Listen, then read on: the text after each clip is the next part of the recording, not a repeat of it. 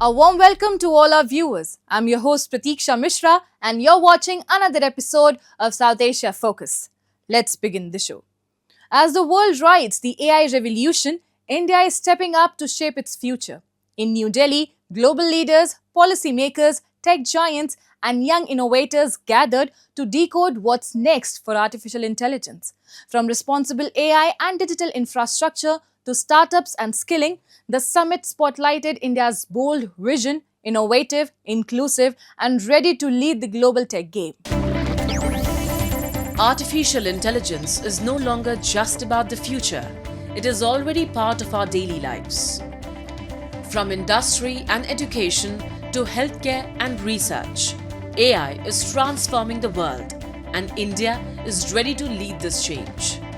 The recently held AI India Summit 2026 in New Delhi brought together global leaders, policy makers, tech experts, and innovators to shape a responsible and inclusive AI roadmap. The focus was on ethical AI, stronger digital infrastructure, startup innovation, youth skilling, and positioning India as a global tech powerhouse. Prime Minister Narendra Modi inaugurated the summit, highlighting India's strong ambition to play a leading role in the global AI revolution.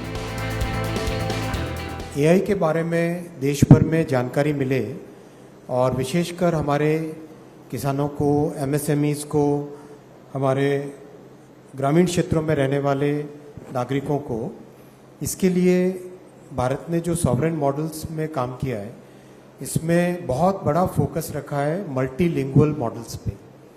Bharat की जो भाषाएं हैं और विशेषकर जो बोलियां हैं, उन बोलियों में भी बहुत अच्छे से AI का प्रसारण हो सके, AI के बारे में जानकारी मिल सके और AI का उपयोग करके उन बोलियों में भी सॉल्यूशंस क्रिएट किए जा सके। वो एक बहुत बड़ा फोकस रखा है AI मिशन का। Indian startups and top global tech companies turned the AI summit into a live tech playground, showcasing how artificial intelligence is transforming everyday life. From AI-powered health diagnostics and smart farming solutions to generative AI tools and next-gen cybersecurity systems, innovators presented real-world tech that makes life faster, smarter, and more connected. The summit highlighted India's booming startup ecosystem, strong digital public infrastructure, and a new generation of skilled tech talent, positioning the country as a rising global hub for AI innovation and collaboration in the digital age. सबसे बड़ी बात यह है कि AI जो है वो यहाँ पे रहने वाला है और आगे बढ़ने वाला है, इसलिए सबको जरूरत है कि वो AI के साथ मिलकर कैसे काम को कर सकते हैं और अपनी क्षमता बढ़ा सकते हैं, उसके ऊपर फोकस करना चाहिए और उसी को लेकर अपने को रिस्किल करके आगे बढ़ना चाहिए। With over 20 heads of state, including French President Emmanuel Macron and President of Brazil Luiz Inácio Lula da Silva, along with 60 ministers and 500 global AI leaders, the AI Impact Summit 2026 transformed New Delhi into the world's AI capital. Global leaders explored collaborations with India through joint research, startup investments, technology transfer, and the co-development of AI infrastructure. Partnerships in skilling, data governance, and public-private innovation unlocked significant global capital, accelerating India's emergence as a next-generation AI hub. In a few moments, an AI-generated work will be projected into the gateway of India as part of a production by the Grand Palais Immersif, a leading French institution in digital content and innovative immersive experiences. And this is just one of the many examples of AI's potential, a potential that France and India are determined to explore, but not without safeguards, not without carefully considering its consequences, to respect artists, to respect our children and teenagers, and to protect our democracies. India expects to attract more than $200 billion in investments in artificial intelligence over the next 2 years, reflecting strong global confidence in its fast-growing digital economy. These investments are likely to flow into AI research and development, data centers, semiconductor manufacturing, startups, and advanced digital infrastructure. With a vast talent pool, expanding digital public infrastructure, and strong government push, India is positioning itself as a major global hub for AI innovation and long-term technology growth. India's Prime Minister Narendra Modi has stepped up India's AI game, calling it a game changer for growth and governance. Stressing ethical innovation, strong digital infrastructure, and youth skilling, he pushed for global collaboration to make AI inclusive and impactful. Here are the key highlights from PM Modi's bold vision for India's AI-powered future at the ongoing summit. Prime Minister Narendra Modi has outlined an ambitious and human-centric roadmap for India's AI future, declaring that the country should emerge among the world's top 3 AI superpowers by 2047.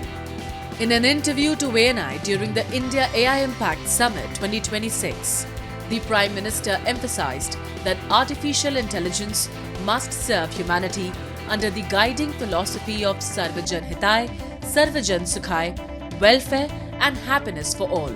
From inclusive datasets and rural empowerment to AI safety, skilling and digital public infrastructure, PM Modi presented a comprehensive vision where technology accelerates development while remaining deeply rooted in Indian values.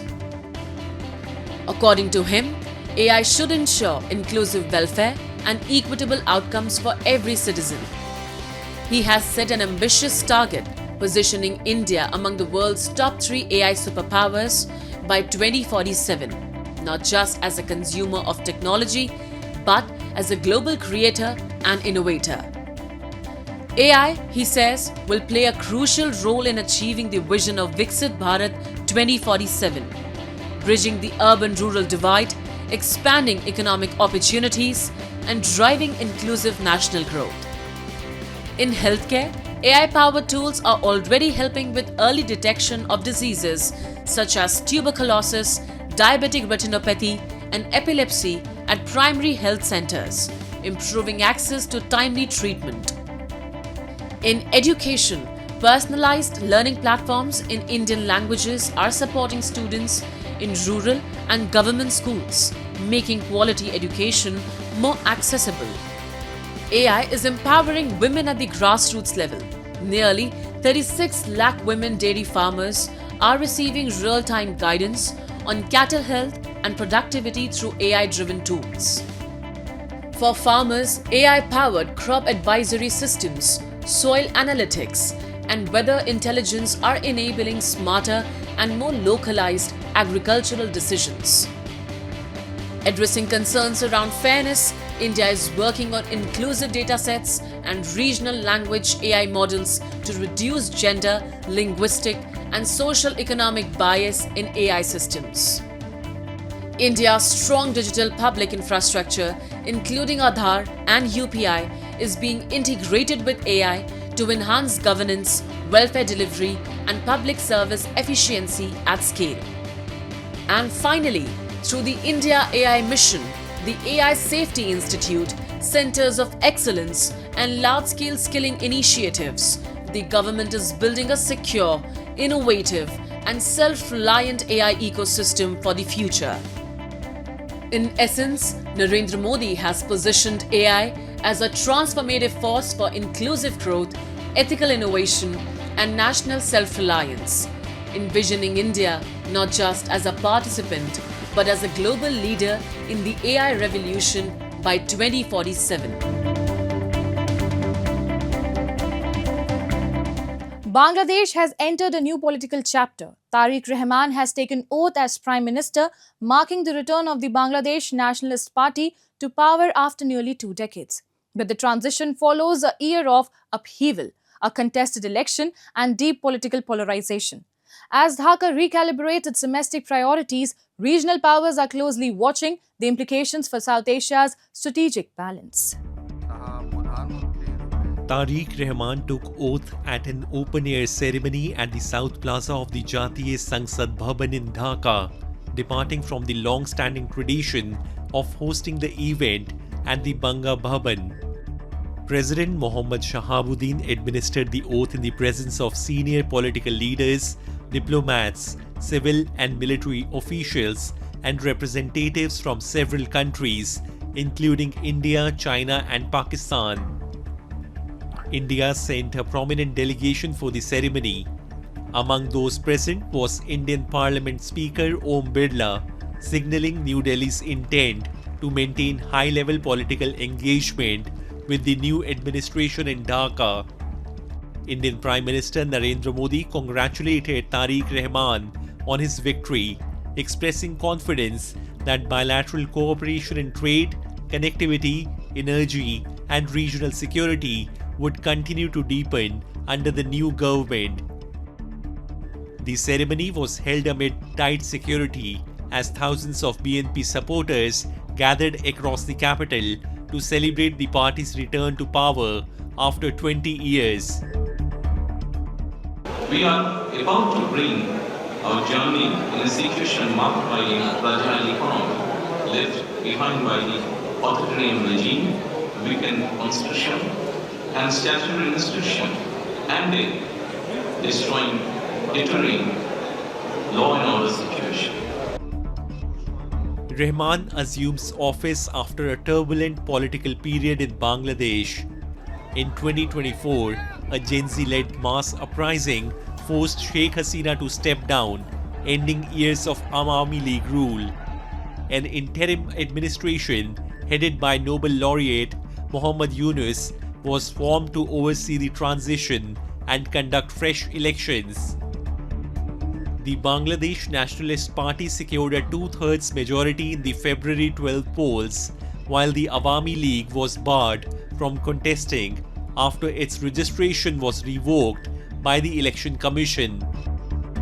However, Sheikh Hasina has formally challenged the legitimacy of the election, calling it a disgraceful chapter in Bangladesh's democratic history. In a detailed statement, she alleged widespread administrative manipulation and numerical fraud. Despite these allegations, election authorities have maintained that the voting process was conducted under constitutional provisions. Our overall assessment, this is the historic and landmark elections in Bangladesh. Elections was the peaceful, comparatively peaceful and orderly, and also in certain extent it's inclusive and credible. Tariq Rahman's swearing-in marks the return of the Bangladesh Nationalist Party to power after nearly 20 years and signals a decisive shift in the country's political alignment. Yet, the transition unfolds against a backdrop of contestation and deep political polarization. The government's immediate task will be to stabilize institutions, revive economic momentum, and reinforce democratic credibility. With a strong mandate in parliament and heightened scrutiny, both domestically and internationally, the new administration now carries the responsibility of steering Bangladesh towards stability, growth, and institutional consolidation in a post-uprising era. A new government in Dhaka, a divided political climate, and high expectations from citizens. The direction taken in the coming months will shape Bangladesh's political and economic trajectory for years to come. Time now for Asia This Week, the stories from across the continent. US Vice President J.D. Vance said talks between the United States and Iran went fairly well, as both sides agreed to meet again. Speaking to Fox News, he said the US wants a solution that stops Iran from getting nuclear weapons. Iran's Foreign Minister Abbas Araghchi said there is some understanding on key principles, but no deal is close yet. The talks in Geneva were indirect and involved US envoy Steve Witkoff, Jared Kushner, and were mediated by Oman. Oman's Minister Badr al-Busairi said progress was made, but more work remains. Iran insists talks stay limited to nuclear issues and sanctions relief, rejecting missile discussions. A steel factory in Basra, ARG Steel, is recycling scrap metal to help meet Iraq's growing need for steel. The factory uses old military vehicle parts and civilian scrap, melts them in furnaces, and turns the metal into steel bars used in construction. Scrap collectors across Iraq supply the factory, but it receives only half of the scrap it needs daily due to high demand from other steel plants. Despite this, ARG Steel produces up to 600,000 tons of recycled steel each year. Recycling has reduced Iraq's reliance on imported steel, though imports are still needed. According to Middle East Economic Digest, Iraq's construction sector is growing fast due to major government infrastructure and housing projects. Pakistan's internal security crisis is deepening at an alarming pace. Twin terror attacks in Khyber Pakhtunkhwa have once again exposed the state's fragile grip over its restive northwest. As fatalities surge and militant groups expand their footprint, questions are resurfacing about decades of proxy policies that many argue have backfired. The fallout is no longer contained. It carries serious implications for regional stability in South Asia. Northwest Pakistan witnessed yet another deadly spiral of violence on Monday. In Bajaur district of Khyber Pakhtunkhwa, terrorists launched a coordinated assault, triggering a gun battle with security forces. According to the Pakistani military, 1 child and 11 security personnel were killed. 7 others, including women and children, were injured. In a separate attack in Bannu, a bomb planted inside a rickshaw exploded near the Mirian police station, killing 2 civilians and wounding at least 17 more. The twin attacks left more than 25 injured overall, exposing persistent security vulnerabilities in a province already on edge. Tensions in Bajaur have simmered since August 2025 when Pakistani forces launched what they described as a targeted operation against terrorists. The offensive displaced tens of thousands of residents who later returned home. Yet, intelligence-based operations have continued, underscoring that the state has failed to fully regain control.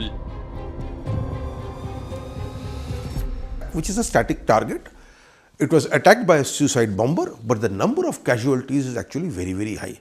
For 11 servicemen to die in one particular attack is something big. But then I think this will be the norm in Khyber Pakhtunkhwa, given the current tensions between Pakistan and Afghanistan. This is something that Pakistan has sown for itself, and it is now reaping the consequences. Khyber Pakhtunkhwa has emerged as the epicenter of Pakistan's internal conflict. According to the Center for Research and Security Studies Annual Security Report 2025, fatalities in the province rose dramatically from 1,620 in 2024 to 2,331 in 2025. That marks an increase of 711 deaths, accounting for over 82% of the nationwide surge in violence and nearly a 44% year-on-year rise. Earlier this month, the so-called Islamic State claimed responsibility for a suicide blast at a Shiite mosque in Islamabad, killing at least 31 people and injuring 169 more. The attack shattered Pakistan's narrative of improving internal security. For years, Islamabad has accused Kabul of harboring militants, a charge the Afghan Taliban denies. But critics argue that Pakistan's decades-long policy of nurturing extremist proxies has created the very Frankenstein's monster it now confronts. In this entire province, everybody knows everybody. Some time ago, your enemy was your ally. you shared intelligence. In fact, your enemy is all over the ground. That is the local Taliban. They are all over the ground. They have information. This is an area where the writ of the Pakistani state has never run fully. The writ of the Pakistani military runs intermittently, mostly by intimidation, mostly by cajoling and by bribery. Those relationships have broken down. Given the breakdown of those particular relationships, everybody is a target, and since everybody is a target, for an attack of this kind to happen without Pakistani intelligence getting any hint of it is not surprising at all. Pakistan now finds itself battling insurgencies in both its northern and southern provinces.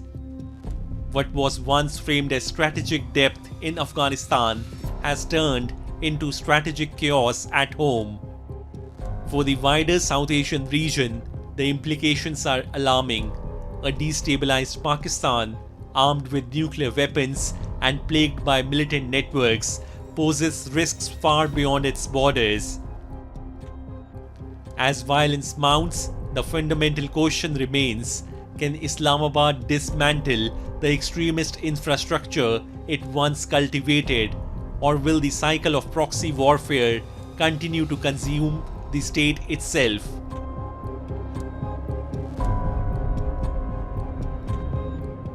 India has been a land of spirituality since ancient times. Today, religious tourism is one of its fastest growing sectors, drawing millions of devotees from across the world and strengthening local economies. Among the prominent destinations is Tamil Nadu's historic city of Kanchipuram, where it is believed that darshan or a sacred viewing alone can lead to salvation. Let us journey to this timeless city of faith. Kanchipuram, often called the Golden City of Thousand Temples, is a sacred landscape where spirituality, stone, and history come together seamlessly. Home to magnificent temples, the city reflects centuries of devotion, artistic brilliance, and royal patronage, making it one of India's most revered centers of faith and classical temple architecture. We traveling through India now. We have a short time, actually only 1 month. India is very big, and we need more time, of course, to visit more places. And we visit different places, and Vishnu temples and Shiva temple, other temples also. And we came to ashram. And I can say about this Vishnu temple that it's really ancient place with special vibration. It's really special.